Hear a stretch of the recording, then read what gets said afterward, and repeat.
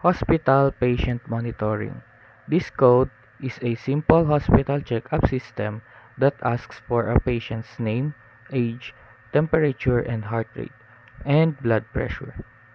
That then figures out if they're normal, needs attention, or critical.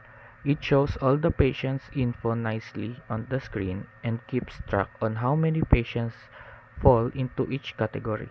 If someone is critical, it remembers their details so you can see them later. The program keeps looping, asking if you want to check another patient, and handles any bad inputs without crashing. Once you're done, it prints a summary report with totals for each status and highlights the last critical patient if there was one. Finally, it thanks you for using the system and ends. It's basically a simple interactive way to monitor patient